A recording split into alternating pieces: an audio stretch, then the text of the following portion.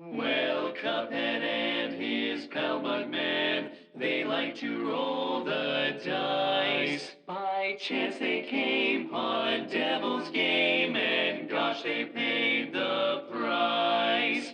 Paid the price.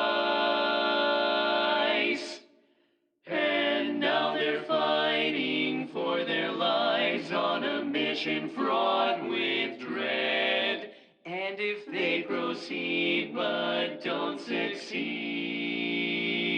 well, the devil will take their heads.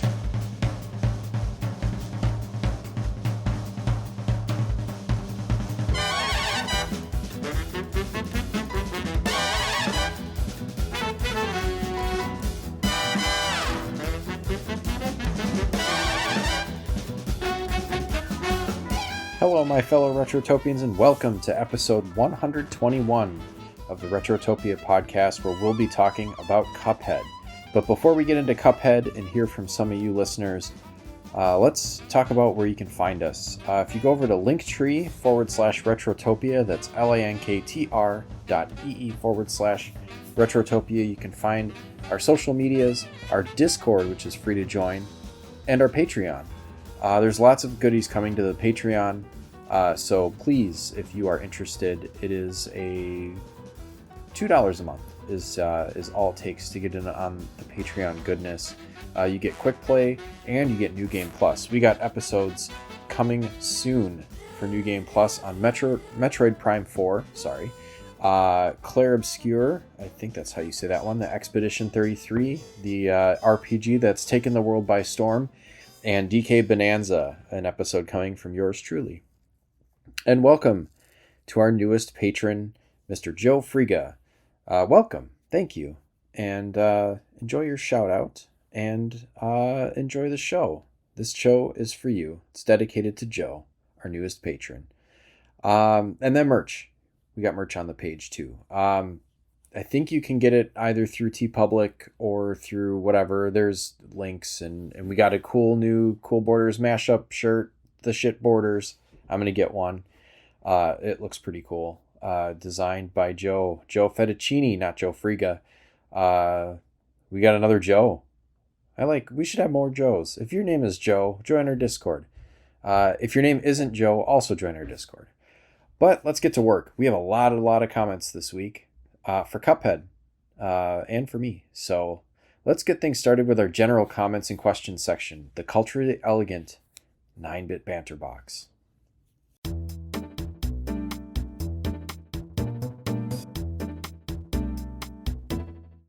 All right, the first comment comes from Supercalifragilisticexpialidocious, who asked, actually it's a question, not a comment. Are you following the Winter Olympics? Which sport are you most interested in? Yes, I have been following. I'm a hockey fan, so I really like to follow the men's and women's hockey in the Olympics. I obviously go Team USA. That won't be popular with at least some of our listening base who who live in Canada. But I also like following my favorite NHLers in international play. So there are several. Couple of the Ducks are playing for Team Czechia. There's Team Finland and Sweden have a few players that I like. So it's pretty cool just to see that. And they're back this year, the NHLers. I guess I hadn't really thought about this, but yeah, they haven't played in the last couple of Olympics. I think because of the NHLPA agreement, but don't quote me on that. I'm not 100% sure. And then Team USA have a handful of the women's Team USA have a handful of current and former UW Badgers, which I think is also very exciting, and they're fun to watch. They're currently tearing it up. Ski and snowboard events are also pretty cool, but I don't necessarily go out of my way to watch it. It's like if it's on, I'll watch it and it's fun. That downhill, was it downhill? Is it slalom? Or you have to? No, mogul is the one where you have to like bob back and forth through the gates or whatever with the bumps. It's like the downhill. I think it's just called downhill, where they go like fucking 100 miles an hour. That's nuts. Watched that last weekend, and that was fun. And also, I don't know why, but my two youngest girls got really into watching curling last weekend. So we were watching Team USA play South Korea in curling. I don't 100% understand how all of the ins and outs of curling works, but it's fascinating.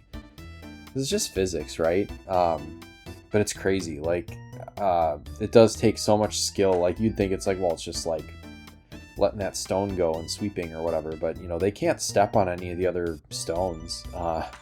So there's a lot of agility that goes into staying up and sweeping the right area and not running into anything else. And I don't know, it's pretty cool. So yeah, Olympics are neat.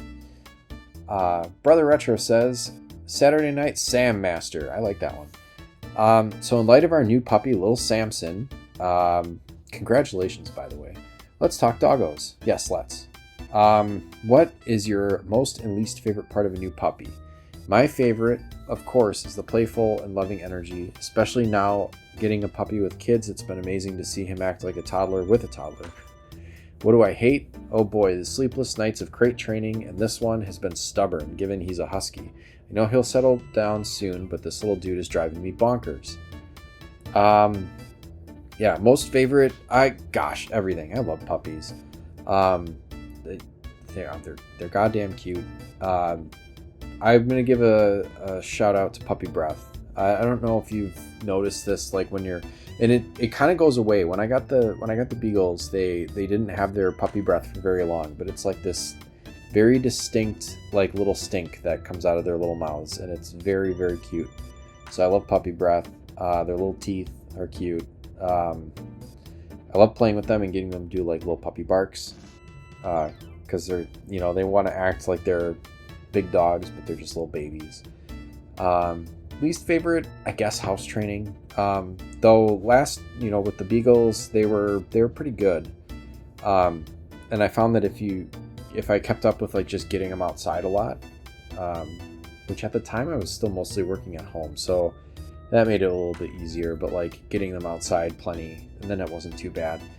Making sure they eat can be stressful, especially if they're not big fans of their food. And then initial vet bills suck, but it's all worth it. Thanks, that's a good question. I love a good dog question. All right, here's another dog question. Big Deal says, taking your current Beagles out of the situation, what fictional dog would you adopt and live with?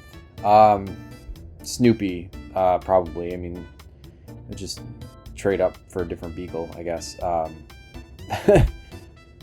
Let's see. I like Snoopy's personality, but then also Scooby. Scooby would be a good one too. And sorry, those are probably pretty lame answers, but Scooby-Doo is he'd be such a good hang. I also really think Santa's Little Helper from The Simpsons is adorable, just because he's just this derpy, goofy-ass dog. Courage would be a good one. Well, he's always so scared of everything, but with good reason. So many good cartoon dogs. Oh, that's a good question too. Thank you. I think Snoopy for sure though. Hoolie's Handy Hacks says, Dear Sloppy Second Sam, what is a moment in video games that made you feel like a fucking badass? Alternatively, what's a moment in gaming that made you whimper like a wee lad suckling on his mother's teat? Teeth. Alright, badass. Definitely the game in question today, Cuphead. Finishing the fight with the devil is right up there. I've only done it twice in my entire life, but both times I was just fuck yes! It also felt good beating some of those final bosses when we played Dragon Quest III recently, because I struggled through some of that. And, leveling up and getting the right combination of spells and stuff on an RPG with a shitty final boss is just great feeling. Whimper, let's say some of the optional bosses in Final Fantasy games. I remember, I think the first time I beat Final Fantasy VII, I would just kind of continue to level up my characters and the materia and stuff, just as an idle thing to do. I wanted to play a video game, but I didn't want to start anything new. So I was just playing on in Final Fantasy VII, and I don't know that I necessarily knew about the weapons, like what are they, like Omega Weapon or Ruby Weapon or whatever. I'm mixing my Pokemon remakes with my Final Fantasy, but there's the weapons, right? I think I stumbled across one, either the one that's like on the mountain or under the water on accident, and just fucking kicked my ass, and I was like, I don't know if I ever beat any of those. Those are crazy, but yes, just generally like big ass Final Fantasy ass bosses are maybe Ansem from Kingdom Hearts we just talked about, that fucking weird thing. That did not belong in a Disney game. Good question. All right, Jam Sandwich Yoshi says, hello Jam Sam. Hello Jam Sandwich. Give me some random fun words, no context. All right, here you go. Squelch. Historiography. Tremolo. Onomatopoeia. Butthole. Alright, Sergeant Hombre says, Mr. Cheesehead, I was doing some research and saw Shenmue was insanely expensive. If you could get any game system or combo, what would it be? A game system combo. So a game and a system. I think mine would be the Game Boy Micro and Pokemon Emerald. It's so perfect to fit that little guy in your pocket and take it wherever you go. God damn it. If you didn't take like one of the best ones, just like one of the greatest Pokemon games and a micro version of the Game Boy. Those Game Boy Micros are rare. Let me just look that up quick. Sorry. Bear with me a moment. Game Boy Micro. I think I've only ever seen one in my entire life. It looks really fucking weird and like not anything that would be cool to play with. It looks lame. But if you've never seen one, it has like kind of a tiny screen. It's just like a tiny Game Boy Advance. They currently go for, they're not too bad. I mean, I'd probably rather have a full-size GBA, but they're gonna run you $150 or so, 160, 170, depending. But yeah, Game Boy Micro and in a Pokemon game, top notch. Mine would be a Sega Saturn. Because I've never played one and I would like to, and I like Sega, and Dragon Force because it is a cool looking tactical RPG. There's a lot actually, just really neat looking RPGs and strategy RPGs for the Saturn. There were some cool games on that system, but I've not played almost any of them, but just kind of, if you want to learn about the Saturn, go over to Retro Hangover. Chris Copleen at Retro Hangover does a really great Sega Saturn series. You have to be a patron over there but that's worth it. That's worth the juice is worth the squeeze, I would say. But yeah, he has a really cool Sega Saturn series called Io Saturnalia. He does good work over there. Let's see. Philip Mouth with Farts says, if you ever this is all right, I'm going to do my best with this one. You ever got into a side quest that doesn't seem to go anywhere? Like I remember a side quest where I caught the ferry over to Shelbyville. I needed a new heel for my shoe, so I decided to go over to Morganville, which is what they called Shelbyville in those days. So I tied an onion to my belt, which was the style at the time.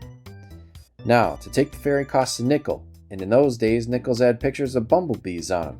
Give me 5 bees for a quarter, you'd say. Now where were we? Oh yeah, the important thing was that I had an onion on my belt, which was the style at the time. They didn't have white onions because of the war. The only thing you can get were those big yellow ones. Excellent. Nice work. Actually, my daughter really likes that. My oldest daughter really likes that episode, and that Grandpa Simpson bit is just, she's always the onion on the belt style at the time. She'll whip that out every now and then, and it's just cracks me up. All right, Logan, aka Unbuckled Cape, from the Unbuckled Comics and Youthful Faith podcast, says, "You ever think, oh, I gotta think of something to send in, but you don't want to be dumb and generic? That's me every week, and I spend all week occasionally thinking of something to tell or ask, and then I forget to do it. Last week I wanted to write in about Kingdom Hearts and ask if the Switch version would be worth it because I've always wanted to play a mainline one, and how Chain of Memories is my only exposure to said franchise.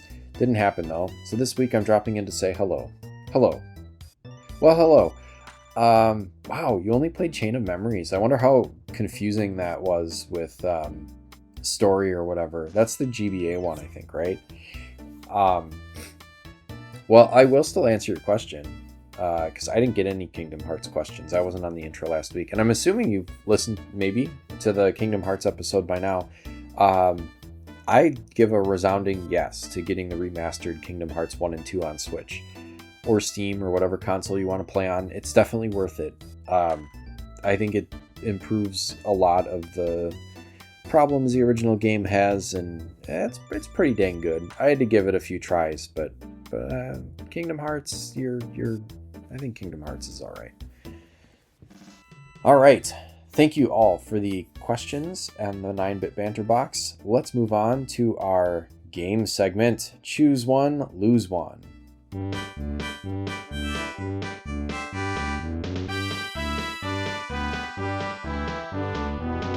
Ladies and gentlemen, roll up and choose your power-up from the game of the week. You pick a power, we pick a consequence. It's choose one, lose one, the game where everyone's a loser. All right, our first submission to Choose One, Lose One this week comes from Old Man Gamer, who says, I would like to get head by a cup. Disgusting. All right, you can get head while wearing a cup. I'm not even sure how that works, but the details aren't important. Next, Hoolie's Handy Hack says, I want the ability to kick the devil's ass. Booyah. Well, I apologize, but I misread that and I granted you the ability to kiss the devil's ass. Jam Sandwich Yoshi says, I want an awesome soundtrack.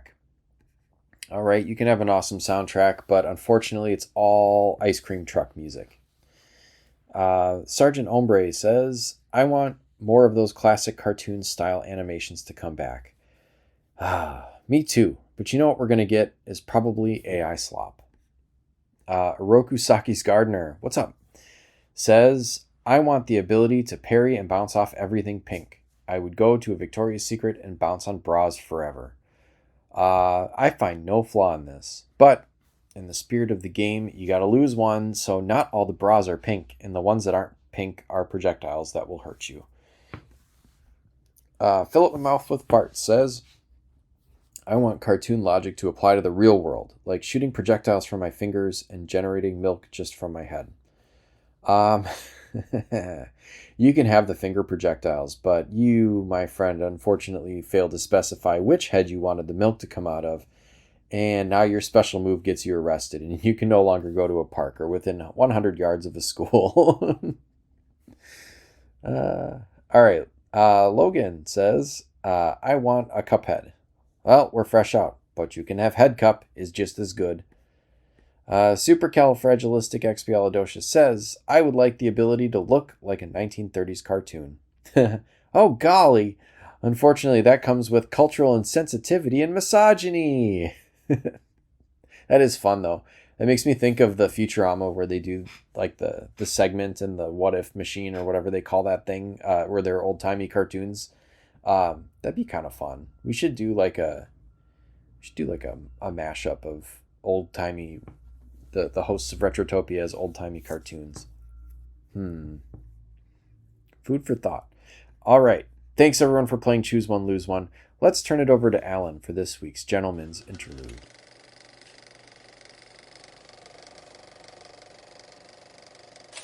All right, pal, pull up a chair and let me tell you about a little number called Cuphead.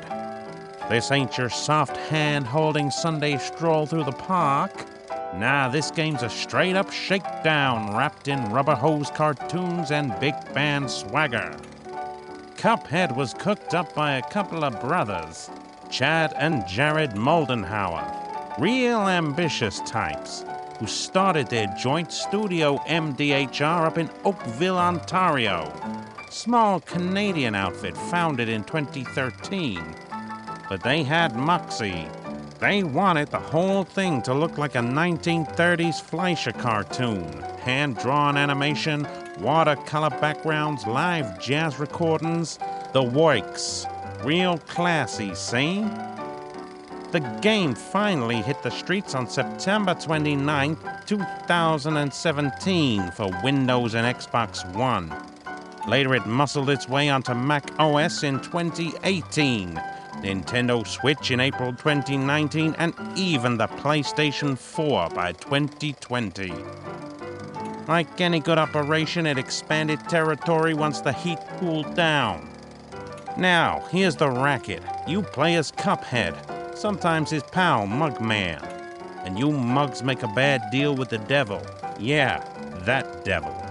Lose a roll at his casino and suddenly you're on the hook, collecting souls from a lineup of deadbeat bosses who just don't want to pay up. Each level's basically a boss fight. No filler, no funny business. Just you, your pea-shooter finger, and some nightmare fuel with a grin. And let me tell ya, these bosses, well, they don't play fair, see? You got giant vegetables, manic clowns, boxing frogs, dragon hotshots, every one of them animated like they walked straight out of 1933. The game's tough as a $2 steak. Precise jumping, parrying pink attacks, swapping weapons, blink wrong and you're swimming with the fishes, see? But that's the charm, see? It's brutal, but it's beautiful. Every frame's hand-drawn, inked, and painted. The soundtrack swings harder than a nightclub on payday. When you finally knock out a boss, you feel like you just took over the whole borough. Then, in June 30th, 2022, Studio MDHR dropped the delicious last course. New island, new bosses, and a new playable dame named Miss Chalice. Classy addition to the family. So yeah, Cuphead. It's style, it's sweat, it's a high-stakes gamble. And brother, the house don't go easy on nobody. All right, Alan, thanks for that wonderful and enlightening gentleman's interlude. Now, on to some of your comments on the game this week, which is, of course, Cuphead. And we've got a few comments this week. First from Brother Retro, who says, I love this game. I love this game. Emphasis is not mine. It was in regular case and then in caps. Lowercase, not regular case. It hits all the right spots and makes this retro run and gun lover very, very happy. I had a glorious time 100%ing this when it dropped, and I'm definitely overdue for another run. Can't wait to hear the gang's thoughts. Excellent. Hopefully, I'm sure it'll make you want to play it. I'm kind of itching to play it now that I'm kind of talking about it again. Hoolie's Handy Hack says, someday I will finish this masterpiece of a game. I believe I made it to the third aisle before giving up. Oh, dude. Come on, continue on. You can do it. Jam Sandwich Yoshi says, well, Cuphead and his pal Mugman, they like to roll the dice. By chance they come on Devil's Game, and gosh, they paid the price. Paid the price. And now they're fighting for their lives on a mission filled with dread, and if they proceed and don't succeed, well, the devil will take their heads.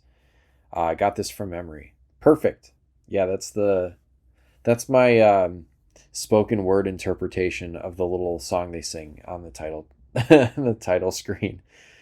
All right, Philip My Mouth with Fart says, oh man, this game. I got through it, beat the devil, but I'm not sure of the cost to my soul.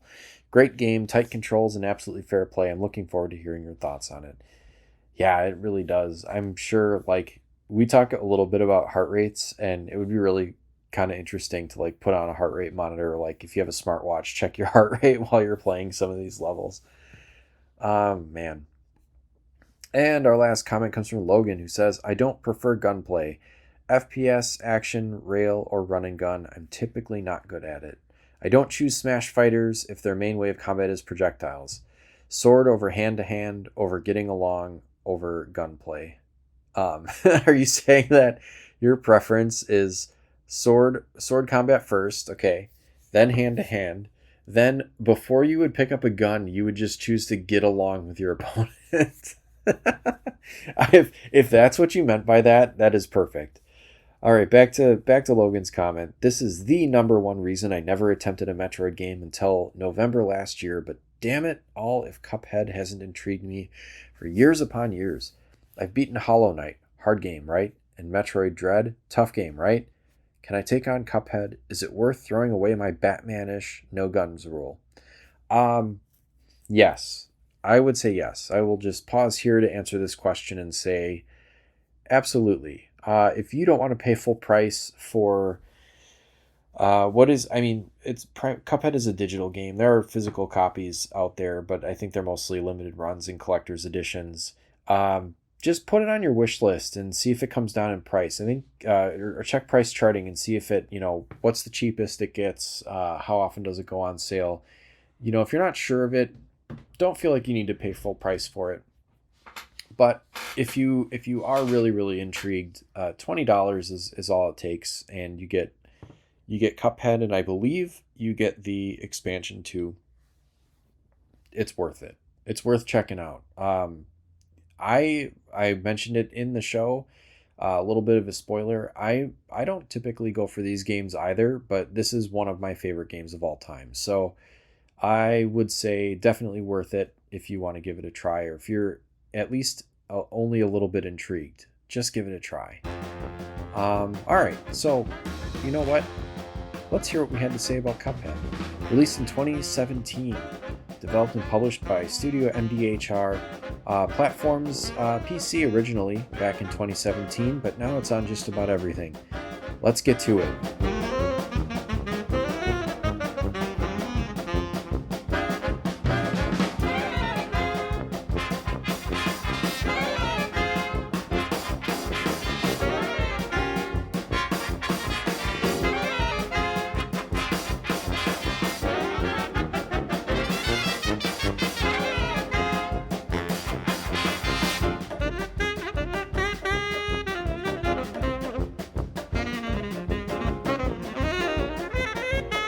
All right, here to talk Cuphead on this episode of the Retrotopia podcast. I'm Sam, hosting this week, and with me is the Mugman to my Cuphead, Alan, and our Grandpa Kettle, Brian. How you guys doing, guys? Ouch. Outstanding. I always got to be the old one in these scenarios. Well, you are the old one in this scenario, Brian. You could have been Chalice. I am very much a mug of tea, so that fits. Or the devil. Ooh, you could be the devil. I'll tell you what, I'm about ready to make a deal with the devil to get rid of this damn cold. Yeah. So that's about how I'm doing. What if they sent you on just like a boring ass list of like soul contracts that you had to collect to get rid of your cold? It wasn't fun or charming. Yeah. If it's as difficult as the ones in this game, I think I'll just stick with the sore throat. Thank you very much. You see that guy taking a dump in the tube station? You collect his soul for me, and then I got another one for you. Come back. Gross. That'd be a good time. I'd do it. I'm Ginger. I steal souls anyways. Yeah, absolutely. Yeah, make sure you video call them first. How about you, Sam? How are you doing? Oh, I'm doing just great. We're already off to a good start. I had a fantastic day today, so I'm happy to talk Cuphead. Let's leave it at that. So relatively recent game. I mean, I technically not 10 years old yet, but we don't care. We'll talk about whatever. We're kind of breaking the rules here a bit. No, there are no rules. We talk about whatever the fuck we want. So take that. Yeah. Logic. Cuphead. 2017 is when it was released, September, and it started out as as a PC and Xbox game, and then made its way onto other consoles. The Switch as of 2019, etc., etc. What is your history with this, if you have any? Did you guys play this much before playing it for the show here? My history with this is mostly knowing about it and admiring the fact that they hand drew the entire game in that, I guess, like 1920s, 1930 cartoon style. Yeah. So I've been wanting to play this game for a long time. It's always been in my wish list. I just was waiting for it to come down on a good sale. but it always hovers around $20, and I finally said, well, fuck it, I'm gonna have to buy it at $20. So if it goes down below that anytime soon, you're welcome. Dude, $20 is a steal for something that's this good. I'm just gonna put it all out there. What about you, Alan? Did you have much? I think I actually got it on sale for significantly less than £20. So I'm going to thank you for that, Brian, because that's on you. Same. Well, I mean, £20 is like 400 Canadian. Right. I can't sit here and do the exchange rate right now. I was just doing it for a bit. Pretty much the same as Brian, if I'm honest. This is a game that you can't help but have heard of. It made significant waves when it came out, and I always thought, wow, I mean, that literally just looks like a cartoon. What a cool looking game. And then I heard about the notorious difficulty, and it was just one of those that was just like, maybe someday. I don't know if I'm ready for that kind of challenge. And then you forced our hands. Yeah, I guess no choice. But no prior experience. Yeah, none, huh? Yeah, I played this. Gosh, what would it have been? Maybe 3-4 years ago for the first time, and it was one of those things where I wanted to try it because, like you said, the art style, the people were. I mean, we'll talk about the music is fucking phenomenal. Everything about this game is incredible. And but I think what really drew me to it, in addition to, the art style and the music and the just general vibe of the game, was that people were saying that the gameplay is really good and it's tight, but it's, it gives you as many tries as you can, even as difficult as it is. So I thought, I think I might have gotten it on sale. I can't even remember at this point, but man, I was obsessed with it while I was playing it. I don't think I played anything else when I initially played this game, and I ended up finishing it. And it was one of those things where every time you get to a new boss and have to learn the patterns and figure out what to do, it's like, oh fuck, this is it. This is where I'm going to probably have to hang it up because this is just too tough. And then you start to work through it, and the loop is so quick that you get another try right away, and you just, before you know it, it's like you've tried like 50 times on something, but you finally get it, and it's like, oh, awesome, move to the next one. And by that logic, I ended up finishing the game, and I was like, that's an achievement. I'll hang my hat on this, because I don't consider myself the most skilled gamer for sure, but man, if I can beat this, I think I could take on pretty much anything, is how I feel sometimes. Go back and finish Animaniacs properly. No, that game is broken and it sucks. That's not on me. That's on them. No, it's that's actually one thing I really appreciated about this game, was the fact that the gameplay loop was so quick. So when you failed, you're right back into it, and it's what makes this game as good as it is. If there was a long cutscene you had to go through for each boss, that would suck. Or if there was a level you had to go through. This is just a boss rush game, and that's where its charm is, and it's very pattern based. So trial and error, redoing something until eventually you learn. Like I only got to the second island in this game so far, and like I'm still playing it. But every enemy that I had a problem with, it just came down to finally sitting down and saying, I'm going to fucking beat this guy, and then just going through it until I did. And it's just hard as hell, but very fair is what I would call this game. Yeah. Not once did I ever sit there and think that, oh my god, the controls are screwed up, I didn't hit that button. No, it is tight. Yeah. I mean, maybe once or twice while I was actually actively playing the game, but that was just me talking out of hurt, because this game does not fuck about when it comes to the difficulty. But you're right, it is exceptionally fair. And even if, like, on the first 50 attempts at a boss, you can't see the way to victory, I guarantee you it is there. You just have to pay attention and look at the visual clues that are going on the screen, and you can figure out every trick and nuance to these boss fights. But it's gonna I don't even know if it's gonna frustrate you. Like, some of these boss fights really frustrated me, but the payoff when you're done more than makes up for that.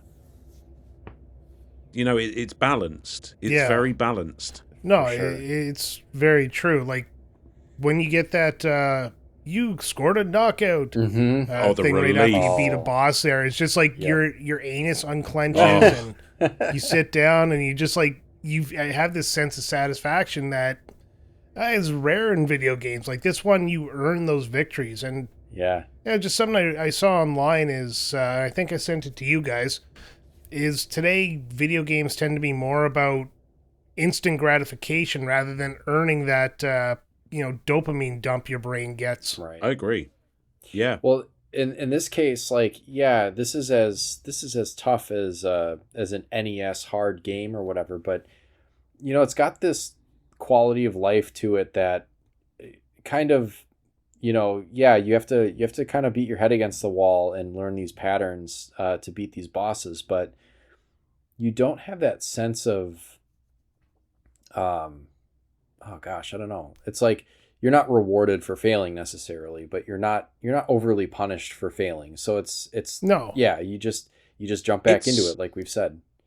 It's the kind of game where you have to fail, because the way Yeah. that these fights are structured, every boss kind of has like maybe 3, maybe 4 different phases, and there is no way, if you're playing it clean and not looking anything up, then there is no way of knowing what's coming next your first time through. So the expectation is that you are going to die over and over again until you figure out each step in succession, because they'll switch things up mid-fight and there's no way of seeing what's coming next. So I think that's why a lot of the potential frustration was mitigated, because it was just like, well, I know I'm supposed to be dying, so it's less frustrating, if that makes sense. And the phases Yeah. are so clearly marked with like just big, like grandiose animations that like the boss will morph and the hitbox will move, and there's all kinds of like, you're almost kind of excited when you get to that point. Like, yes, it's great to get the knockout, but also like while you're working on this boss and trying over and over again, you're getting to different points. You're like, oh, that's what happens, once I get past this point. And once you're Mm-hmm. good enough to get past phase 1 consistently, then you start working on phase 2. That's like, okay, now I can consistently beat phase 1 and 2, and now it does something completely off the wall to, and phase 3 is usually a little shorter, but man, and each boss is different. Like, you can see God, yeah. when you die, it'll show you like a little tracker for like how far through the boss you've gotten, which can be really fucking infuriating sometimes when you're like, That thing is Oh yeah, the couple of times I've been tickling the end of the Right at the friggin' end. boss fight, and I'm like, you gotta be kidding me! And it's like, God. But that's such a genius move, it is, because yeah. you see how close you were to finishing that boss, and you're like, okay, I've got to jump back in. If I was that close this time, I've got to try again. And it's such an encouraging thing to see, and not a lot of like bosses, or I mean, because we've all played various run and gun games before, and I suppose you could argue health bar and what have you is fine, but not knowing where you are in the fight while you're fighting it and only finding out at the end is just like, oh my God, I can't believe I was like maybe 2 shots away from victory. Like, no, I'm going back in, I'm trying again. For sure, I guarantee you that little meter has encouraged me to take like an extra 10-20 runs at a boss, just like whether or not I'm like, oh, I should really get to bed, it's getting late. It's like, oh my God, I almost beat that one. No, I can do it. Well, because you're worried. It's really sorry, go on, Brian. No, it's it's really satisfying in this game is when you've been basically just dying on a boss, and all of a sudden you just lock in there and you don't even get touched. Yeah. That happened to me on 2 different bosses. Like, I was having some struggles to beat them, and then I came back to it the next day on one of them, and I just locked right in, friggin' took them out, played the game, no other boss touched me for the rest of the day. For like, I think 3 more bosses I was ready to, or I beat, obviously, through trial and error. Yeah, Right, it's hit just flow crazy, state. like that like muscle memory that clicks in. Like sometimes, yeah,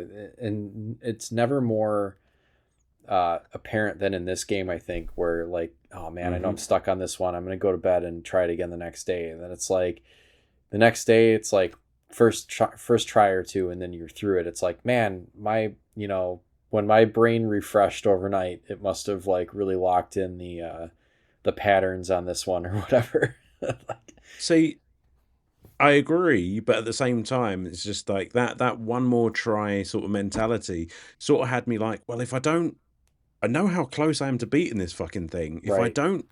If I don't just keep at it, I'm going to lose that muscle memory. I need to do this now while I've got all of the patterns like fresh in my brain. So it kind of works both ways. Yeah. I suppose Yeah. maybe it has to do with how far you've gotten into the, like where you are in the meter. It's like, oh, I'm still in the first third or so. Then like, yeah, maybe I'll go to bed. And it's like, oh, I'm almost there. Fuck this. I'm staying up. Yeah. No, for me, turning it off for a bit there and let myself like get rid of that frustration and going back to it, I tend to be a lot better.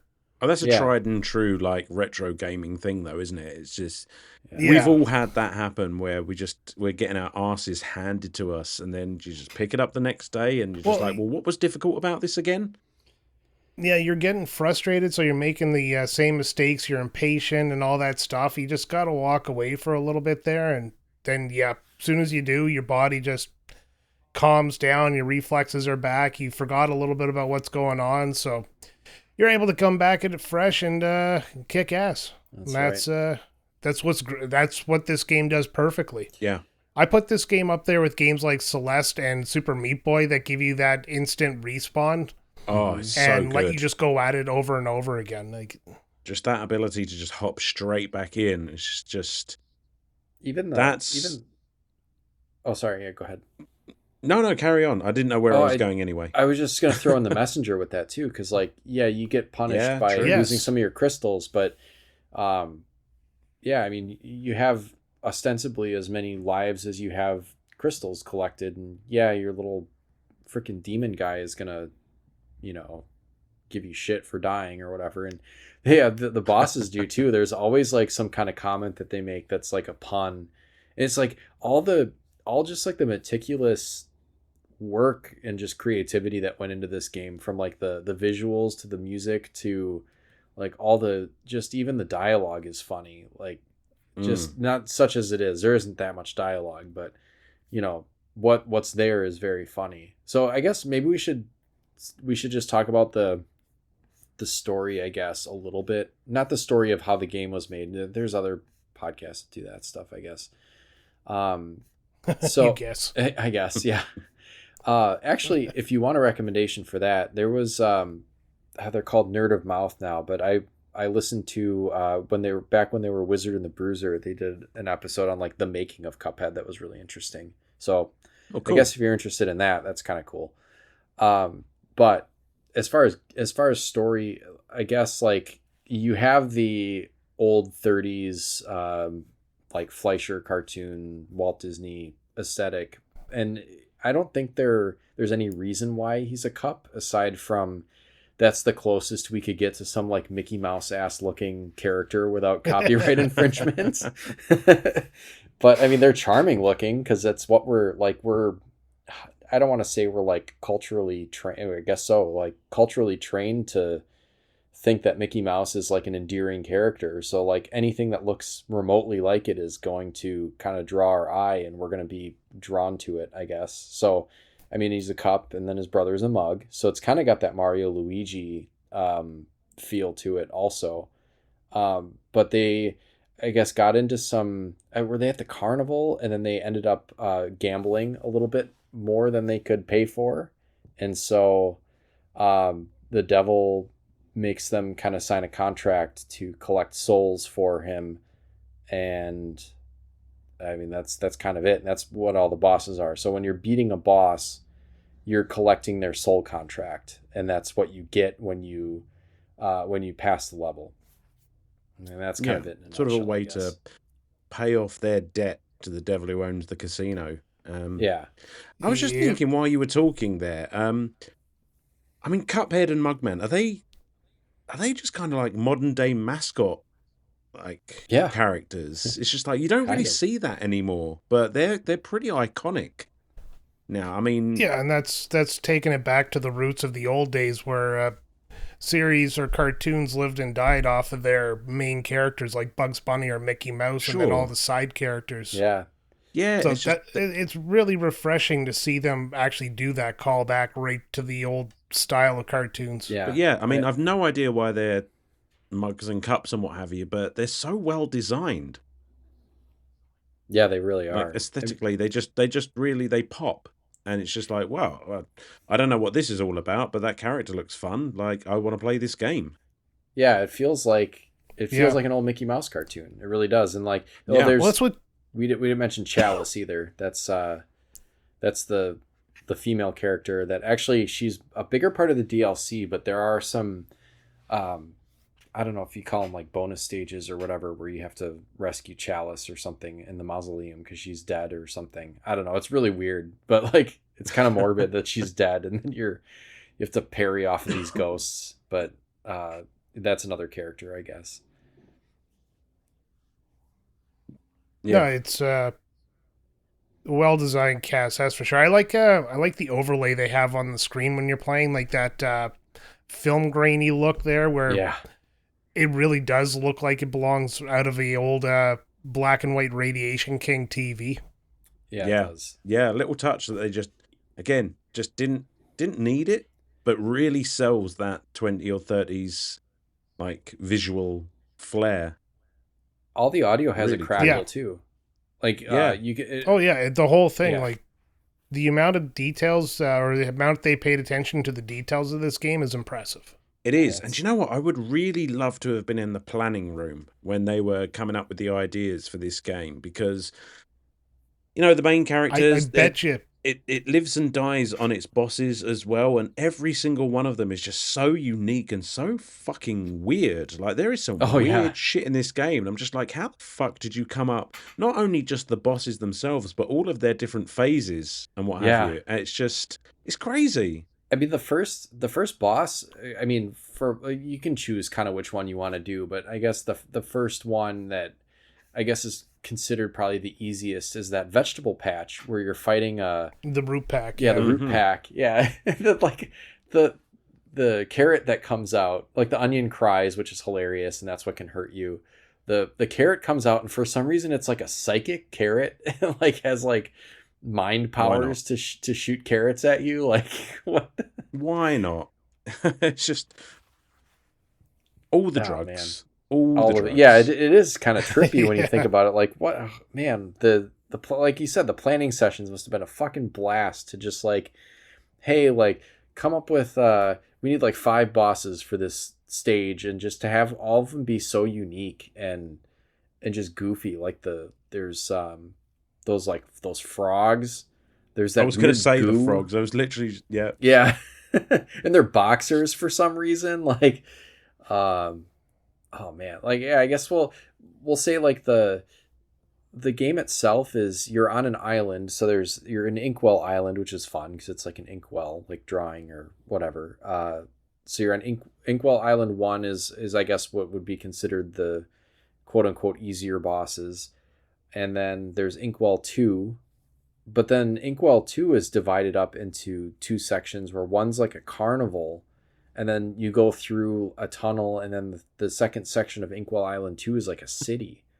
So there's like, I mean, thematically there's some carnival themed bosses, and then there's some very, like big city themed bosses that are kind of fun. So it's just like the way the game progresses thematically and then also in difficulty is insane. Just, I don't know where else I was going with that. It's definitely in difficulty. Cool. Yeah, definitely difficulty.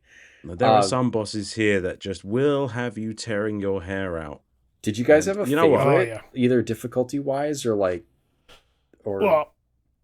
otherwise? I guess just aesthetic. Remembering I'm still playing the game, there's still bosses I have to go through, but if I had to go back and pick one, I think it's the airplane level. It's where you fight the pyramid guy, or in Egypt, whatever. It's right by the carnival at the beginning of Island 2. That's the genie, isn't it? Yeah. Genie, yeah. Oh, he was a tough. I like that one. Just the way it looks. Like, well, yeah, it's a son of a bitch. I'm still haven't beaten him, but it's the way it looks too, because you're going around in a circle and the background is just kind of rotating around. I really like how it looks. That is cool. I agree.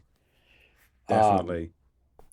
We didn't even mention the fact that like I mean, obviously for the most part, you're in a kind of like run and gun mode where you're jumping and dodging around as Cuphead, but then there are these bosses, and there's maybe like a couple per island where you're in a little airplane, and then like you just it turns into a shoot 'em up. So there's that to work with too. So if you're I found that I really actually enjoy the shoot 'em up parts, even I do almost like more a good so. shoot 'em up.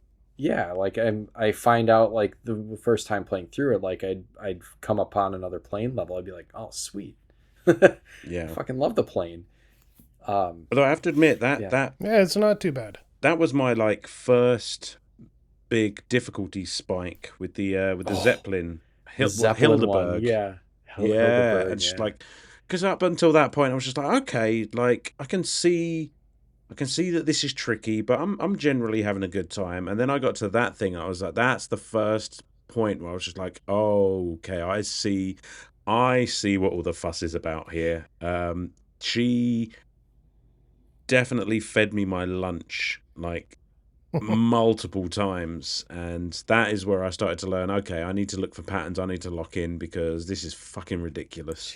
That's one of the last bosses on Inkwell 1, and that's one of the ones where they really kind of go for broke, as far as like this is what the visual language of the game can tell you, where she actually uses like different zodiac signs, and it kind of telegraphs her attacks. So like it'll show like a Sagittarius or whatever, and it's like, oh, she's gonna come back and like do this weird arrow attack. And then there were a couple of like the Gemini one was hard. It was like some rotating weird shit that was hard to dodge and stuff like that. So there is a little bit of like, oh, okay, so I can learn that she's gonna do these based on like the visual motifs on the screen. If you're quick enough to react, like sometimes it's like, oh fuck, like I can't remember what this one was.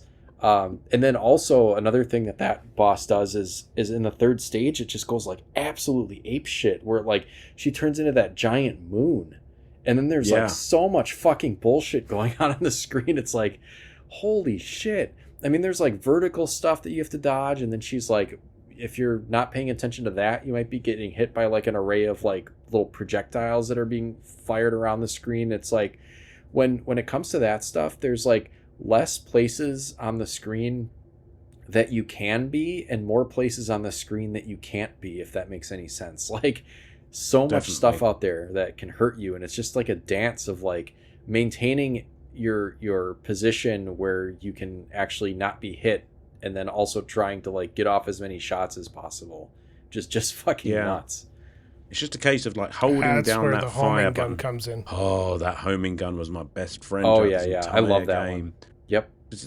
You just hold down the button, and all you have to worry about is dodging. And frankly, it's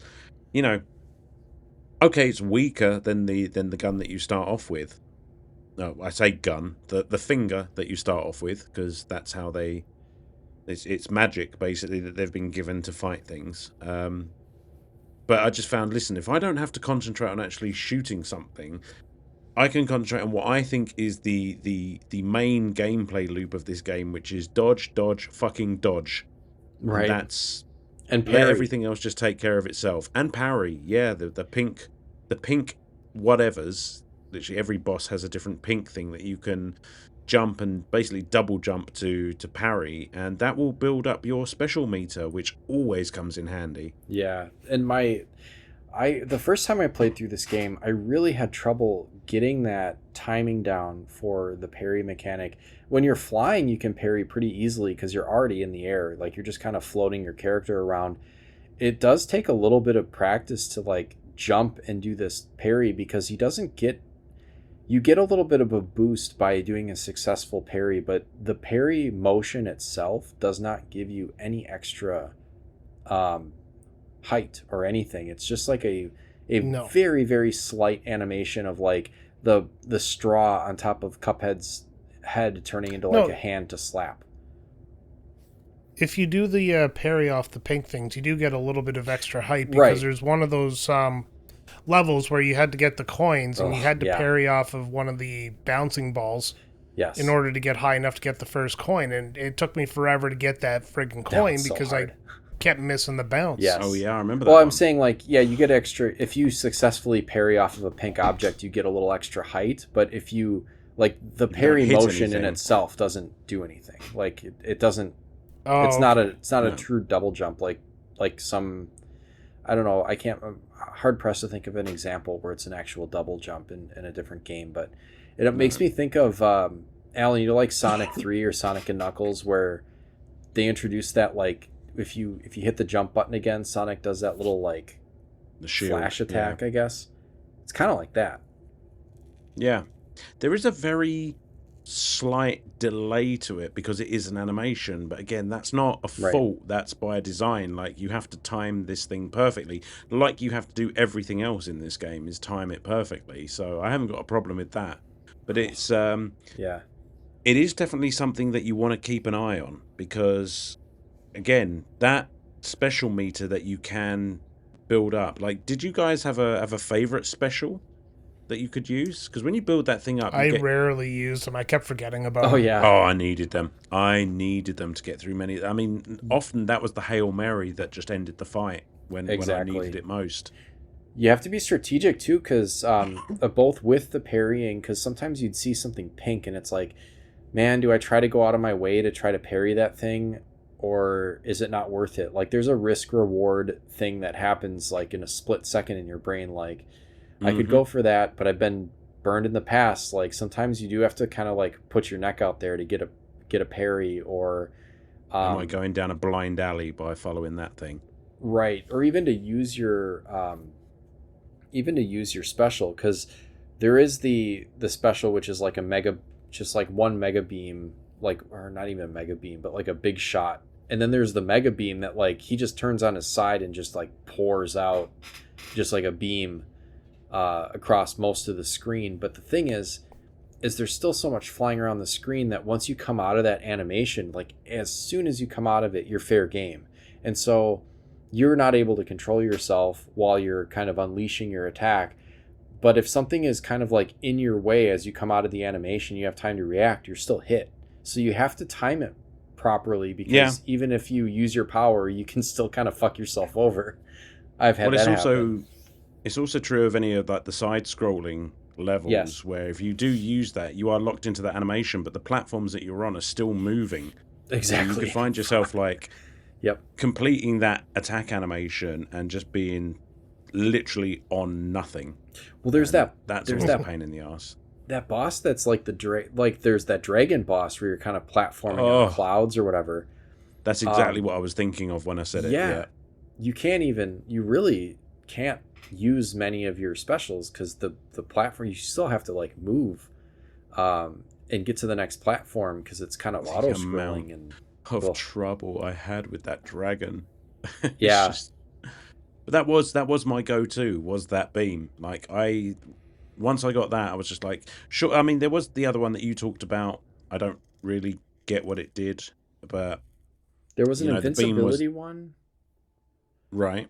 and then there was one where it was like it made like a giant spirit version of Cuphead that would just like it would move in the direction you were moving. So it was kind of weird to use, but I found it actually pretty useful on the devil fight at the end, because I used it and then I stayed in the middle right underneath the devil's head, and if I just kind of like feathered my way left and right, the thing would just kind of like hover over the devil's like sprite and do a bunch of damage. Oh, It was kind of rad. crazy, but it was hard to master a little bit. Like some bosses, definitely like your special attack might not be well suited, or your weapon loadout. Like, you can do the running gun levels and get these coins. Each level has 5 coins in them, and then you can use those coins and buy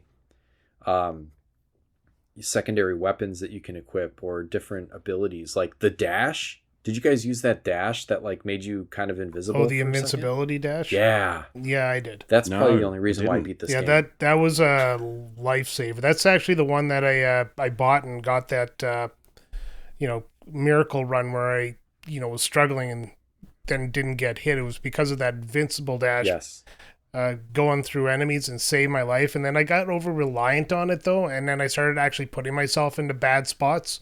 And just like you guys said, when you come out of your dash or your whatever, you're at your fair game, and that's what kept happening to me. So I had to actually turn it off and Oh, really? Yeah. go back to regular dashing, just because I was too reliant on it, and I was just screwing up way too much. I think that really helped get me that. in a couple of fights where, like, I don't know if I would have. I mean, eventually I would have probably figured them out, but just having that split second where he fully disappears from the screen and then reappears on the other side, like, really helps you get around stuff that's like,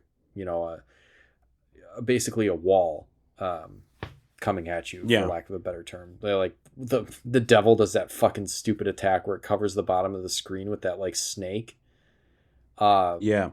I don't know if I would have been able to time that right otherwise without the invincibility dash. See, I never used that because I think it took the same slot as I think what I used was I think it gave me an extra life, basically, an extra heart or whatever it was, like an extra hit point, basically. Yeah, did So you I know just- that once actually? Yeah, I back- used that one. Then that reduces your attack power by a little bit, which is crazy. It's Yeah. like, we'll give you the heart, but then you're not gonna do Which as is much like damage. I don't hate that. It's just like, okay, yeah, fair enough. Like I am giving myself an advantage on one front, but I'm gonna have to try and keep those hearts for a little bit longer. So it's just like that's fair. Like that is I can get on board with that. Yeah, it's man, there's so much. It's funny. It's like it is a pretty simple concept of like, obviously the bosses are very elaborate and do different attacks, but like from the player's perspective, there is a lot of mix and match of just like you have two weapons that you can attack. You can use. Usually it's like the pea shooter. I really like the crack shot, but there's basically two weapons. You can have a secondary and a primary, and then an ability, and then on top of that there is a super ability. So there's like three different things that you can equip, but then there's within that there's several possibilities. So there is a lot that you can customize to play the way that you want and something that works for you. So I appreciated that too. Yeah, because everyone's going to have a different play style in some of these absolute bullet hells. So it's nice to be able to experiment and figure out what works for your particular play style. Yeah. What? Yeah. Shoot. Wait. I was Oh, go ahead. Sorry. I was just going to say I was stuck with the spread gun for the longest time because I couldn't find money. Oh. Oh, I didn't rate that. It had no range. No, it didn't. That was. But it was that's the give and spread gun, take. and I was just like, Yeah. yeah, I was like, this is perfect because the spread gun lets me, hit a wider area, and I suck with aiming. And then, I got that, and for the longest time, for 4 bosses, I had to use that, and then finally, I did one of the levels, got some more coins, and then got the homing one, and my life just completely changed. And all of a sudden, boss fights just seemed a little bit easier for the next few. Yeah, it's that homing one. It's is that great. Gunstar Heroes thing, isn't it? It's just like as soon as you get the homing thing, you're in good shape.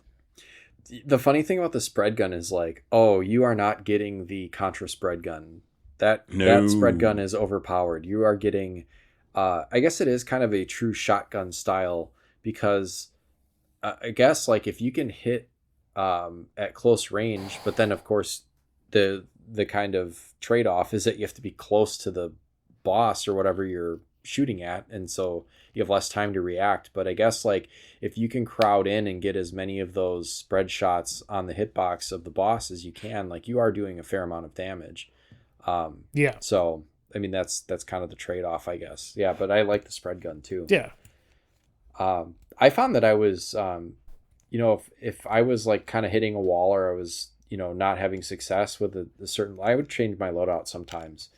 Like I think for the devil, I would use the crack shot as my primary, and then I think I had the spread gun for that final segment where you're like really in close. I was like, I really want to do as much damage as possible, so I'm just going to use that spread gun and just aim up as much as I can, and it kind of worked, I guess. Well, I beat it, so I guess it worked, but It definitely worked. Yeah. I think the only other weapon that I experimented with was it the lobber?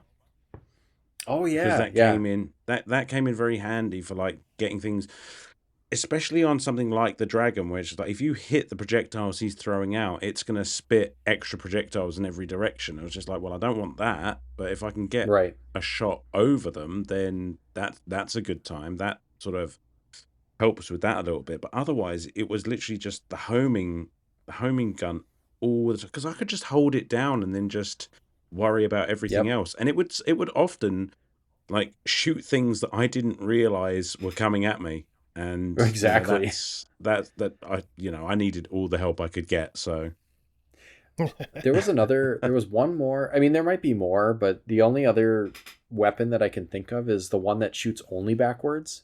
Um, is that maybe the lob shot? No, no. There's one that Yeah, the lob shot. is that the. There was Wait, one that only backwards. I don't know about there was that. one that only curves Oh, backwards. the roundabout. Roundabout. That's the one. Yeah, The that one. roundabout. Yeah. The trade off on that one was that it does a lot of it does it. I supposedly is the most powerful weapon, but only fires behind you. So like that's the problem is that like you have to turn yourself away from the boss, and that makes things difficult. You're basically playing backwards, which is really tough, because that's obviously you want to face whichever way you're shooting usually. So I that's could just a see weird how one. that could be useful though. Like if you think about what was the bakery, the baker Yes. lady boss when she's Yeah. chasing you down at the end. If I had something that fired behind me and all I needed to do was like worry about going forward, I could see how that could be incredibly useful. I think I used the homing one for that. That one took me a while. That was a tough one. Oh yeah. Oh, Oh fuck. yeah. Um, oh yeah. Well, I guess we didn't go all the way around the horn on what our favorite bosses were. Brian, yours so far is the genie. Alan, what do you So got? far, yeah. Yeah. What was your not just difficulty wise, but just like overall, I guess like look and whatever. What was your Oh favorite? God. I mean, there's so many to choose from. I do want to bring up difficulty wise because I think you have to with this game. It's just like Mm-hmm. if I could give a couple of the ones that really gave me grief. I mean, Beppy the Clown, Oh, that fantastically fucker. designed boss, but there is so much going on in there, and that thing just that had me questioning sort of whether or not I wanted to complete this game. Yes. And what else? The dragon. Yeah, what was the Grim Matchstick? That was Yeah, another Grim one. Matchstick. Yep. That fucking bee was Oh, fucking ridiculous. hell. Yeah, in the city there's like it's like I can't remember why exactly they are newspaper reporters, but it's like that's why this is so clever is like um it's a bunch of bees and they are in like a skyscraper tower that is a honeycomb, but it's a newspaper office for some reason.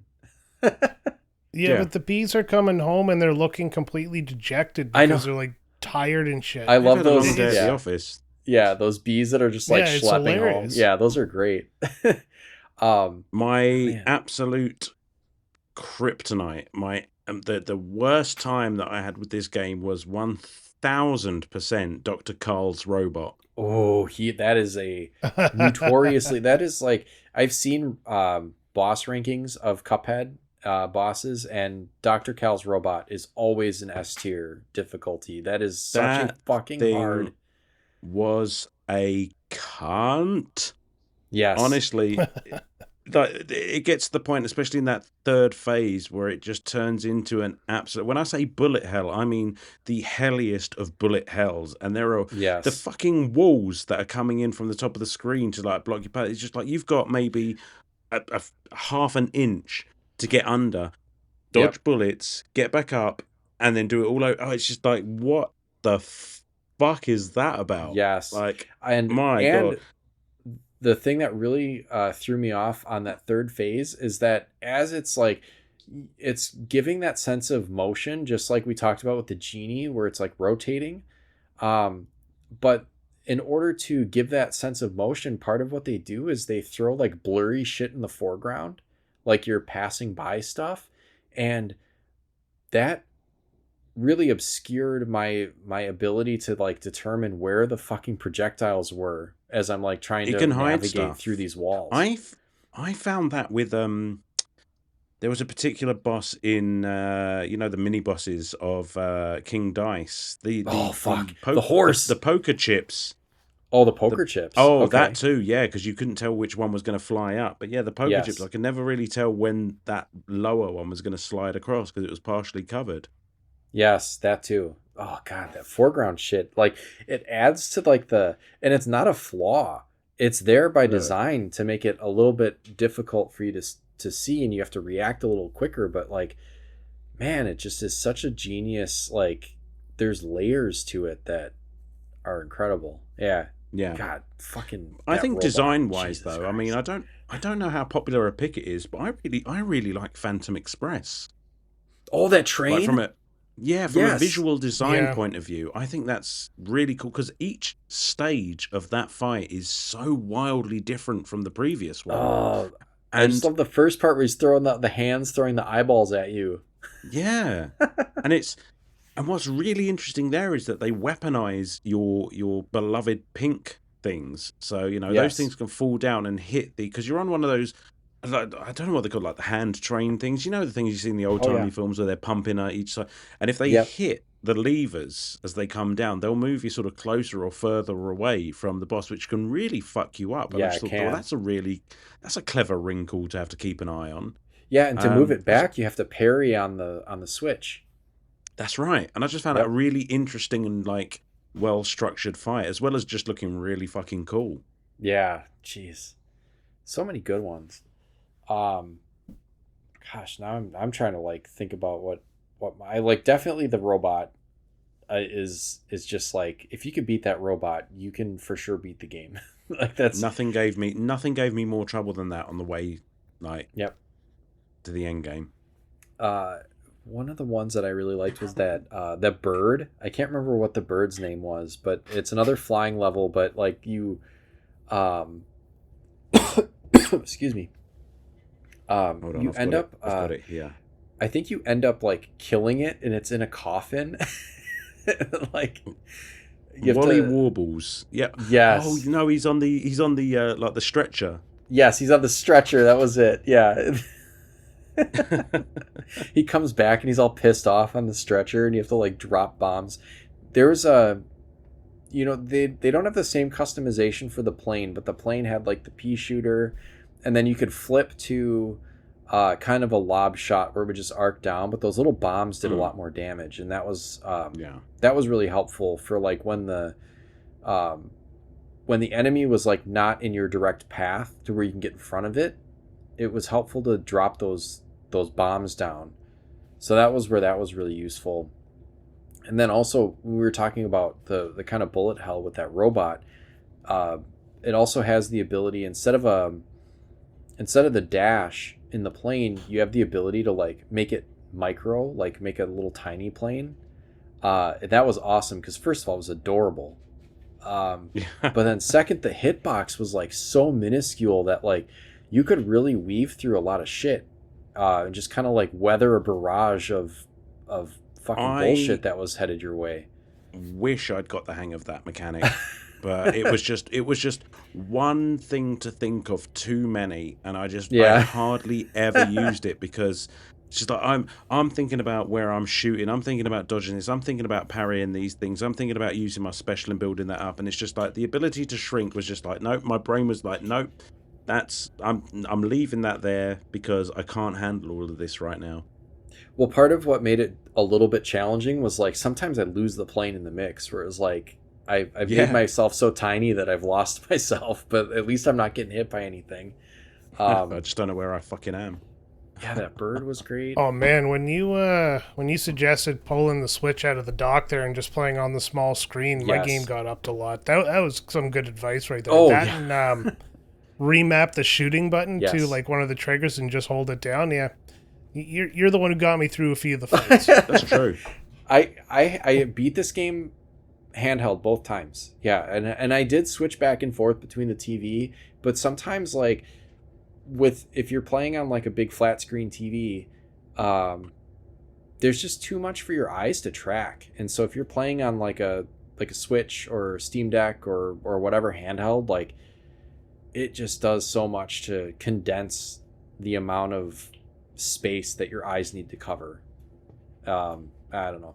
That's just personal preference, but yeah, I'm glad that it helped you guys too. Nah, it's science. No, It is. It's Retrotopia science. that is proven. We've done the legwork, people. You know, Yeah. because having the least amount to distract you between your face and that screen is key to beating this game.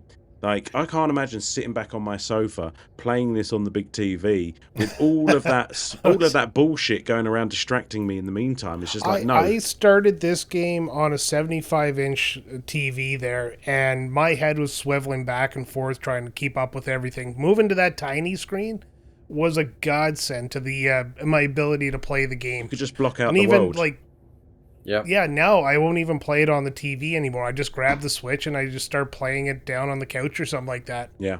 It's designed for a smaller screen. I don't know if that makes sense or not, but it just was so much going on. That small screen is just what you need. Mate, is it because Yeah. it harkens back to like the kind of run and gun retro games of old, where it's just like you would be playing it on a smaller screen, and you know, as kids, you would be playing it with your face right up against it. I guess. You know, maybe, Yeah, maybe, I mean, like, maybe that's just how we're trained. yeah. I Yeah, don't- maybe. Yeah.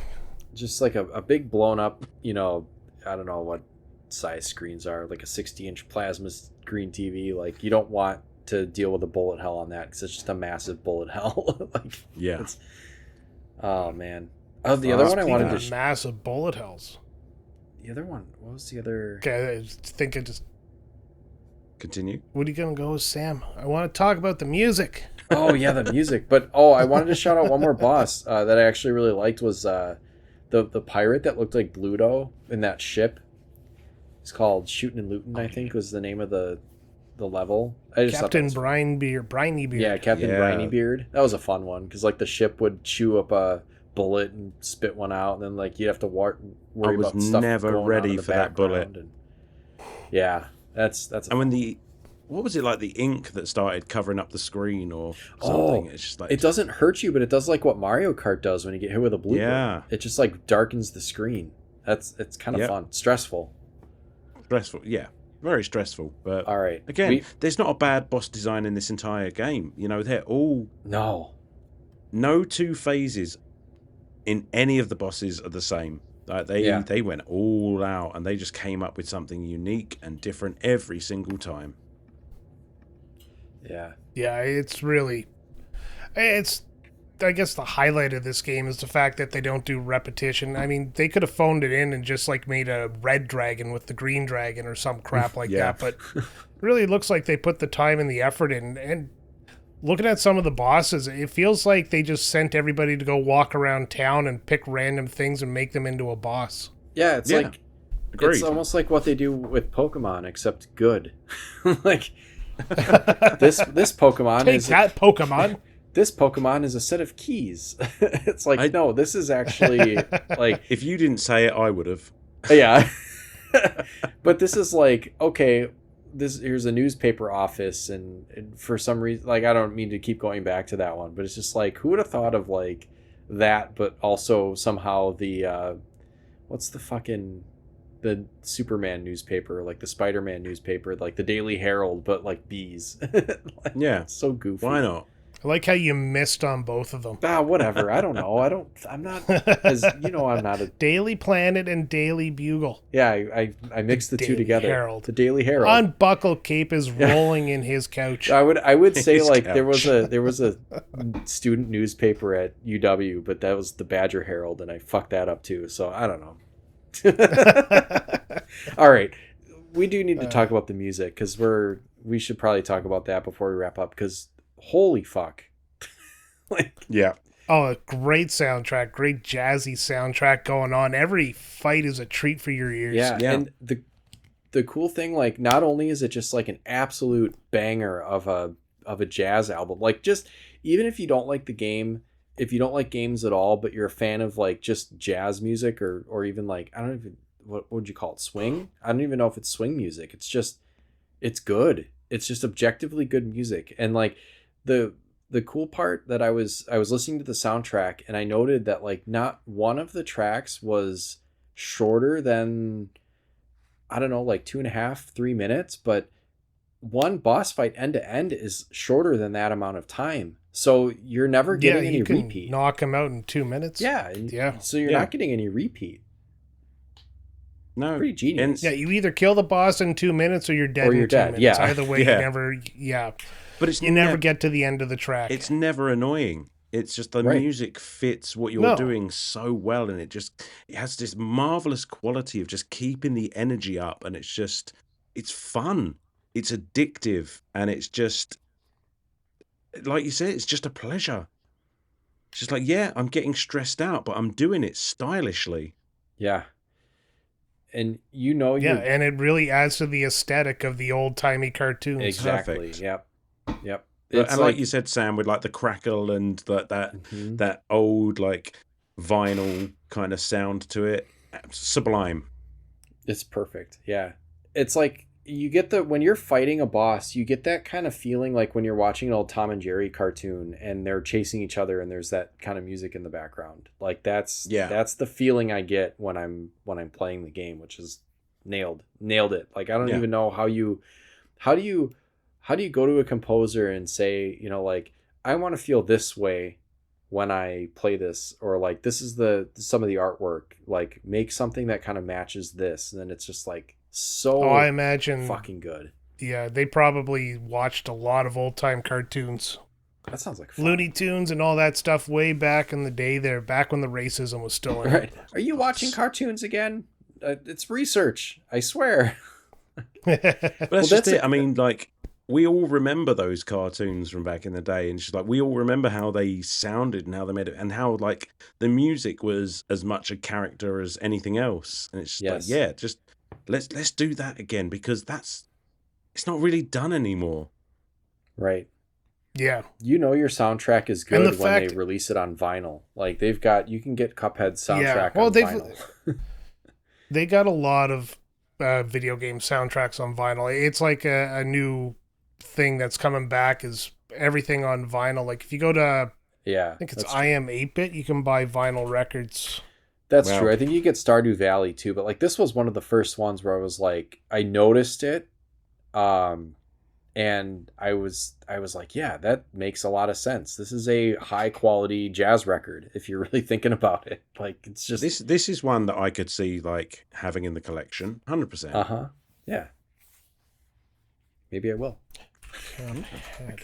Let's see. Cuphead vinyl is $40 American, Yeah, I mean it's, and it's sold out. but yeah, it is. It is usually sold out because they have to do like pressings of it. Like it's not Sure. just something that they have a bunch of.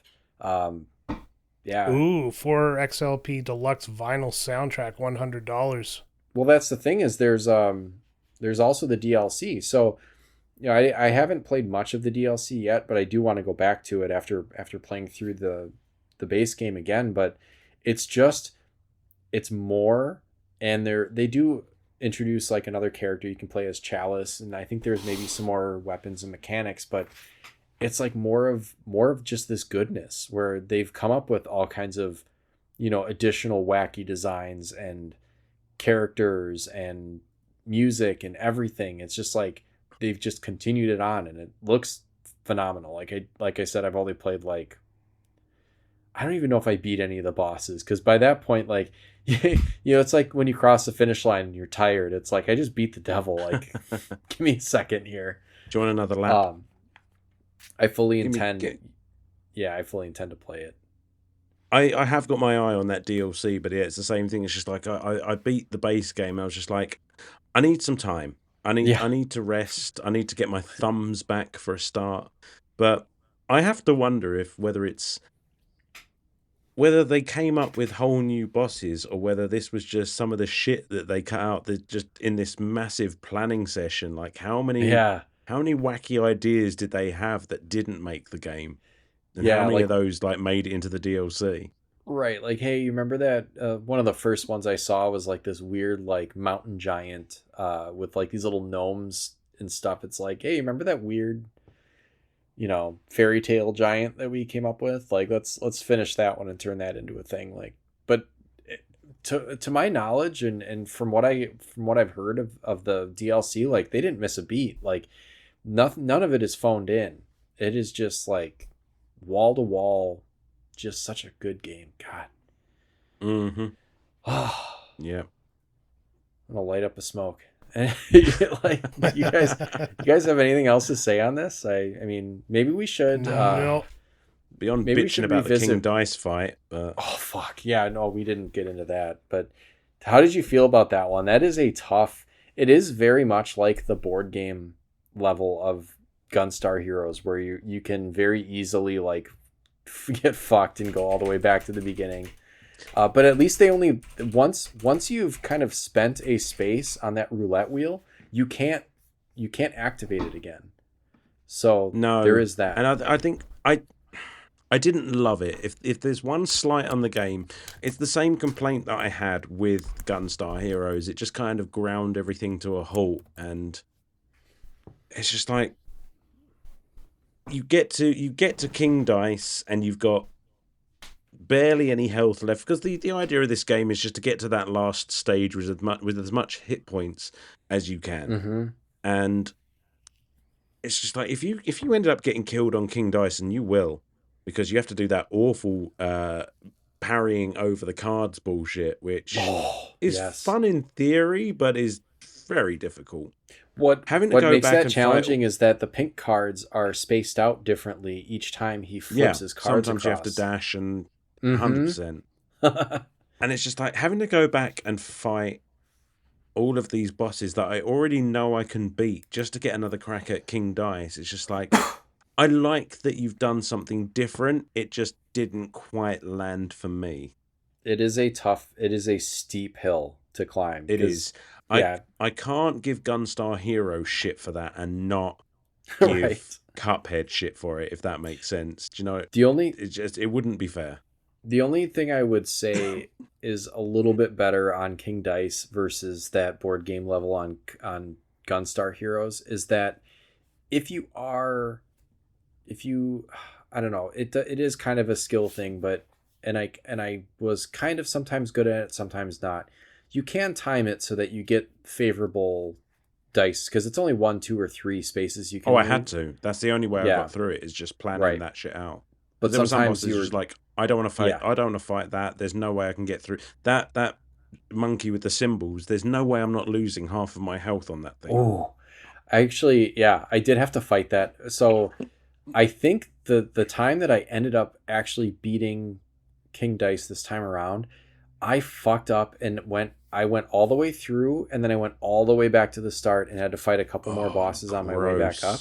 But I ended up at King Dice with 5 health, and that's the only reason why, because I think I got down to like 2 and ended up beating him. But yeah, I had to fight that monkey right towards the end, and yeah, that's another one where that mini plane really helped, because that and makes each sense. of those 9 bosses are so fucking unique, and they're all kind of loosely based on like casino themes. Like the booze bottles sucked. Those were kind of tough. There was that cigar in the ashtray. That took some doing to get used to. The horse track one was tough. Like all of them are just like, look them up. I mean, like, they're mercifully even just short for the design. Yes, they are short, but they are many. And you can get bonus hit points if you land in the right spots. So that's where I ended up with 5 hit points right at the end. True. Although those hit points move around, so if there was one that was on a platform that was just like, I know that boss is bullshit and I'm going to lose that hit point as soon as I've got it, it's just like, it ain't worth it. I'm just going straight past that thing. Yeah, they do move around, and it's like you kind of get to know which bosses are on which spaces on the board, and so yeah, it's like you get to the hit point, you're like, yes, I got an extra hit point, but it's like they give you the hit point and then they send you into the boss fight. So it's like, okay, here's a hit point, good luck. Yeah, there's always with this game, there's a give and take where it's like, yeah, you can have this, but we're gonna take that. That's tough. That is such a vicious just concept to deal with, and like nothing is given here. No, but that monkey is very funny. well balanced.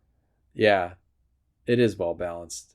that monkey is funny too, because you have to, and sometimes like I'd let my like between like loading screens and stuff, I kind of like let my eyes relax.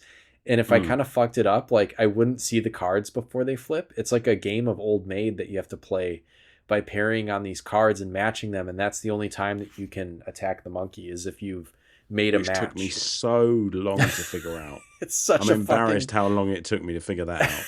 It's such a fucking shitty, like, and it's like that's the last one right before King Dice if you happen to land on them, and then there's like a free space, and then the back to start, and then King Dice, and then if you, I would always, for whatever reason, like I would always end up on that fucking monkey, and it's like, God damn it!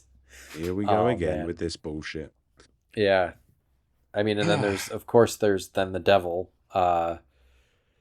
and he throws so much fucking shit at you. It's just, oh man, just trying to get past that first section where, like, he does so much stuff that could just cover the bottom of the screen. The only way I could avoid his like hooves clapping in the middle of the screen is to jump and dash. Yeah. Man, and then things are running from the front of the screen. He's got stuff flying around the foreground. You have to just really pay attention to everything at once. And that's where like also playing handheld helped. Big time. Man, how good did that final knockout feel though? Oh, I'm good too. Like, it's just such a victory moment. It's so satisfying. Yeah, for sure. I was like, and there were even moments playing this playthrough where I was like, do I really need to play it through again? Like, I already beat it once. I can hang my hat on that. Like, I'm good. Do I need to go through the stress? But it's like, it's so much fun that I was just like, hell yeah, I do. I don't know, man. I don't know if I'm fun to play this. It'd be fun to play this with a heart rate monitor on and see how high your like heart rate buddy, I do not need to know that information. That'd be scary. You'd get like a blood pressure cuff that's like, as your doctor, I advise that you stop playing this game right now. 100%. Oh man. Right, shall we bring it home? Yeah, I think so. Let's score this thing. Brian, why don't you give your final thoughts on Cuphead, and then we'll go around that way. Sounds good. I just kind of tuned out there for a second. No, it's fine. Well, you got some game to cover still, which I hope you enjoyed enough to play it more. I'm gonna keep playing it. Like, I'm not done with the game yet. That's for sure. It's just I'm not progressing as fast as you two did. I'm not as good at these games as I guess, well, either of you are. So I made it as far as I could. I'm still playing. I'm still enjoying it. That's the big thing. And that's probably where this is going to be a lot of the scoring. It is the fact that even though it is one of those games that I historically don't like, I don't like super hard games. But when a game is fair like this is, when a game is fair like Celeste is or The Messenger, it really, the difficulty becomes a non-issue because I can try 100 more times without having to sit through, load screens or go back to the checkpoint into levels. So that's a real high point for this. And the fact that the whole thing is a boss rush is kind of neat as well. That's also going to get at some points. The music is definitely getting at some points, and the graphics or the stylized art of this game is going to get at some points. It's coming off of this one with a really good score from me. But my experience with the game so far is both up and down. I mean, at the beginning I was having a lot of problems because I was playing on a big screen TV and, I was using the controller as it was designed for the game and things just weren't jiving. It's your help there, Sam, that actually pushed me through to the next part. And I'm starting to get a little more comfortable, and I'm not... I'm a Twitch gamer, so, something happens, I squeeze the whole controller and hit all the buttons. Not a great way to play this game. You have to be a little more methodical, which is kind of, something you can train yourself to do simply by being more methodical when you make your button presses. This game actually translated over to Expedition 33 as well, because that also has a timing mechanic for dodging and parrying and all that kind of stuff. So I just kind of remembered with Cuphead that I had to be a little bit slower and not try to go faster than the game wanted me to in order to do stuff, and that's kind of the brilliance of this game. That and the rinse, well, not rinse and repeat, but the repetitive boss fights, meaning that when you go back into it, you're just constantly learning and pushing yourself a little bit farther. And then there's those times you go in and you're dead within the first 5 seconds because you've just made one mistake, and it just compounds. It's just, you gotta lock in, and this game really forces you to lock in. And when you do good, you are rewarded with a dump of that dopamine that makes you happy and satisfied and excited for how you've performed, and you have that sense of overwhelming joy that you get to move on and start the whole process all over again with a new guy. And then you open up the second island there, and all of a sudden the game feels a lot more open, because that first island is very claustrophobic, but the second island just makes it feel like a bigger game than it probably really is. So all of that is to say that between the gameplay, the graphics, the music, the fact that I'm having tons and tons of fun with this game still, I'm giving this a solid 9.5 out of 10. This game is damn near perfect. Nice. Spectacular. All right. Brilliant. Could not have said it any better Alan, myself. do I go next? All right, let's end the show there. Then.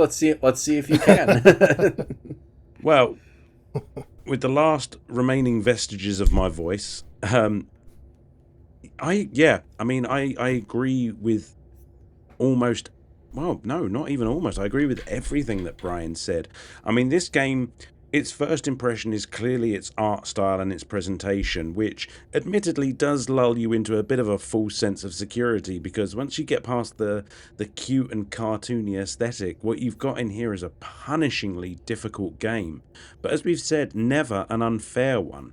You know, its notoriety for its difficulty is well earned, but never cheap.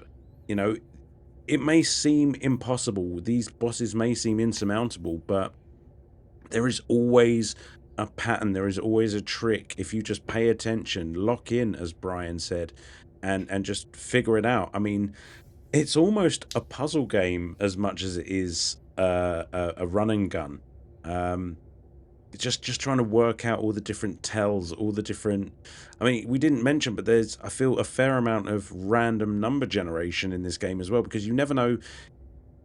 Like we were talking about some of the moves that these bosses pull out, it's just like they can cycle through, and you might get lucky and get something that you know you can handle, or you might get something where it's just like, this fucking move, like, I'm definitely going to lose some health here. But death is the mechanic of this game. You know, you are going to die over and over and over, and that's not something to get frustrated about. That's just something to learn from, and that's what the game is expecting you to do.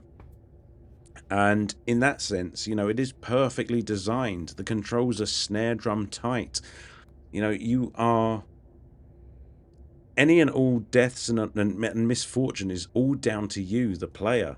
And you will, in time, with patience, get good enough to actually beat it. And I think it's very, very beatable with patience. Perfectly suited to the Nintendo Switch, gotta be honest, because that ability to just, like, do a boss and then power down for a bit and then just take the game in bite-sized chunks. You know, each boss fight, each level is an event unto itself. You know, it's almost like you're beating lots of little games in one and getting that victory and then moving on to the next one. Again, just looks gorgeous, sounds gorgeous, plays spectacularly. I am going to ding it a little bit for what I said about the King Dice fight. I have to. But yeah, other than that, it is... At everything it sets out to do, it's pretty much almost flawless. I'm going to give it a 9 out of 10. I agree, it's a spectacular game. I kind of dreaded playing it, but I'm really glad I did. It is. It's like when you like really spicy food. You know, it's like, oh man, I don't know if I can handle that, but like it's so good. You know, like, yeah. Let's see how hot I can make it. I've been getting so into like hot sauces lately. Yeah. It's getting bad. Like I'm up to suicide wings at the bar now. Ooh. Spicy food. And then you call us from the toilet. Yeah. Oh, boys, you got to smell this. Yeah. It smells like friggin' pepper. It burns. Oh, great. Oh, man. Yeah. what I don't know what else is left to say. I did think of a couple of just items that I also enjoyed about this game while I was listening to you guys give your scores. Speaking of scores, every time you beat a boss, and I don't know if it does it on the run and gun levels too, but you get a report card basically of how you did, and a lot of times it is like that. Devil May Cry did this. If you listen to that episode, like one of those like, hey, C's get degrees, like I don't give a shit, I passed this level and I'm through. But sometimes, you do kind of surprise yourself, like, oh fuck, like I got an A on that one, like, hey, that's pretty cool. Like it's just like a little extra, like if you already had the knockout dopamine hit by passing the level, it's like, whoa, not only did I beat that one, I got a pretty good score on it. So there's that.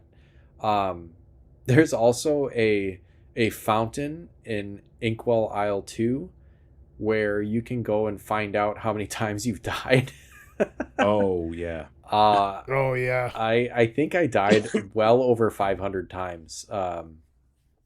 And that's just like in the course of one playthrough of the game. So hopefully that's not a deterrent to anyone, but it is just kind of fun to see, like, to go back and check, because you do lose track of how many times you've died, but the game doesn't.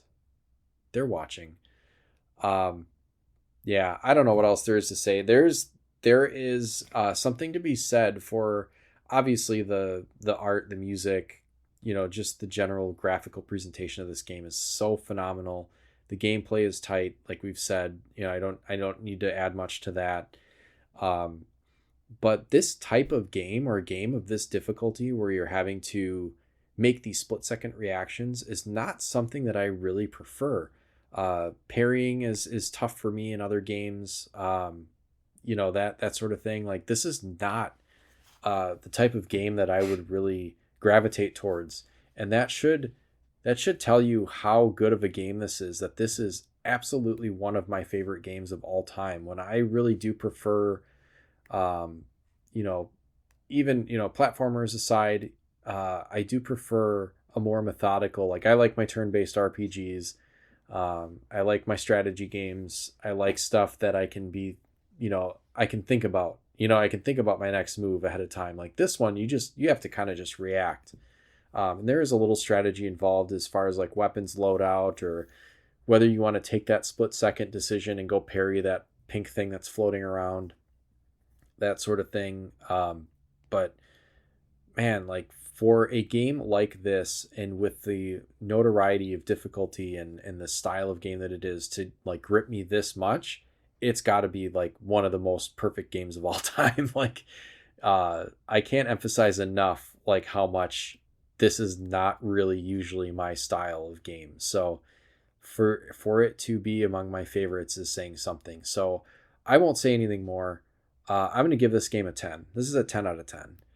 I would 100%, even if you're thinking about on the fence, and hopefully some of what we've said of the difficulty isn't deterred anyone from not wanting to try this game, because absolutely you should at least try this game.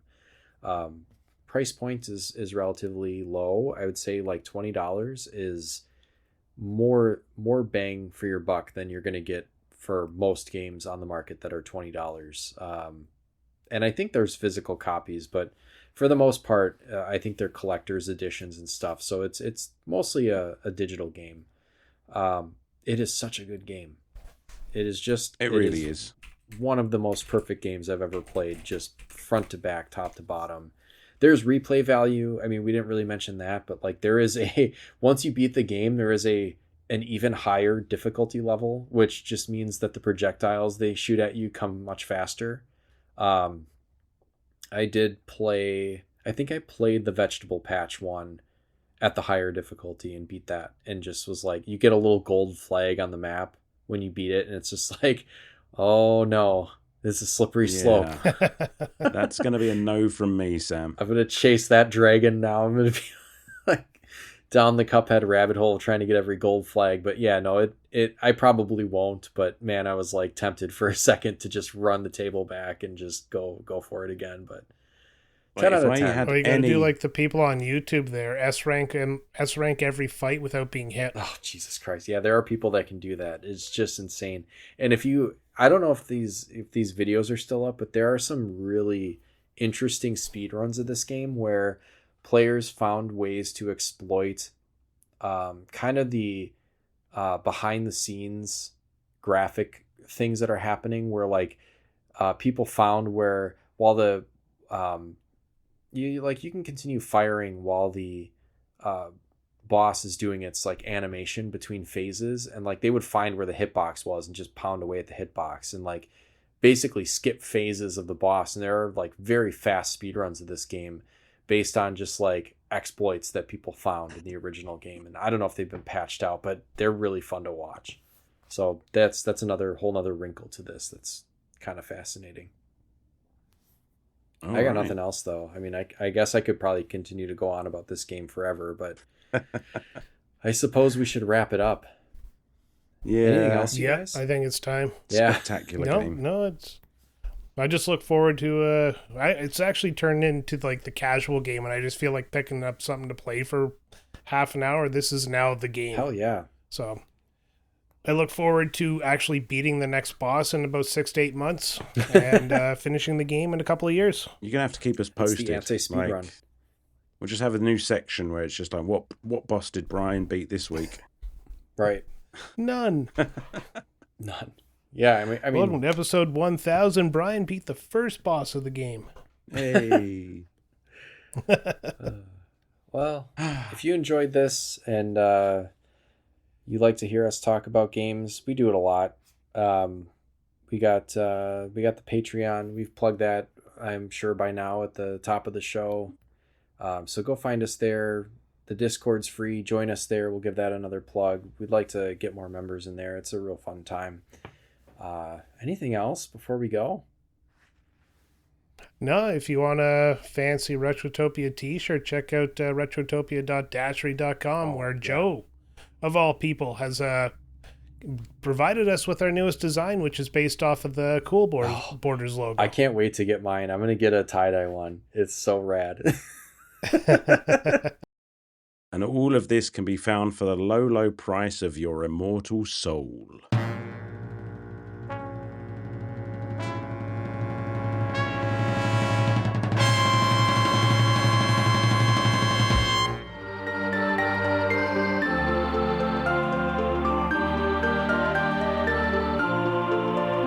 Hi there, everyone. We here at Retrotopia couldn't do what we do without the support of our Patreons. And to that effect, we would like to shout out our heroes at the hero tier. So a huge Retrotopia thank you from all of the hosts here to Andrew Wright, Wildcard, Unbuckled Cape, Makeshift Money, Sergeant Ombre, Randy Berridge, BCOS19, J Nasty 15, Chris Kaplane, Jack Datchler, Sir Busts-A-Lot, Big Kid 782, Super Dave, Big Brown Dog, Studstill Smash, Fallen Snow Kiku, Radmac, Calin Hygus, Old Man Gamer, Raging Demon, Radioactive Hooli, Blue Shell Discharge, The Big Deal, Dylan Jacobson, Game Genius, H, Brother Retro, Shane's World, Ovindley, Brian Spritzer. So thanks as always for your support, guys. It truly means the world to us and means we can keep doing this little thing that we love so much. Game on.